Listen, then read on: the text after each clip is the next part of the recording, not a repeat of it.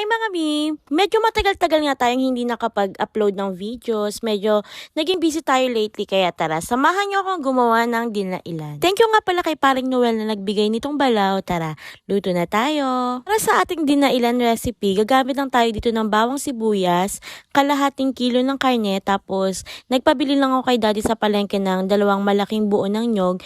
Ayan, pinakayod ko na. Tapos, ito na nga pala yung balaw natin, hiniwa ko na siya para hindi na siya mahirap tunawin mamaya sa gata. Tapos, etong karne, ilalaga lang natin siya ng kaunti hanggang sa magtuyo at magmantika. Tapos, isasangkot siya natin siya sa sariling mantika. Pag ganito na nga na naglalabas na siya ng mantika niya, maglalagay naman tayo ng bawang sibuyas. Gisa lang natin ito para lumabas yung aroma niya. Tapos, ilalagay na natin yung pangalawang piga.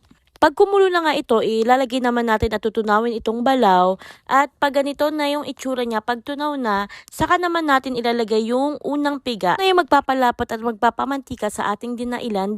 Dapat pag magluluto ka nito, mahaba talaga yung pasensya mo kasi dapat halo ng halo. Para nga pala sa pampalasa, naglagay lang ako ng konting asin, konting magic sarap, tapos kalahating kutsara ng asukal. Hahaluin lang natin ito hanggang sa matuyo at magmantika. Dapat talaga medyo masipag kang maghalo nito kasi minsan pag napapabayaan mo siya, madali siyang matutong yung ilalim at pwedeng pumait yung niluluto natin. Naglagay na nga din pala ako dyan ng siling labuyo tsaka siling green.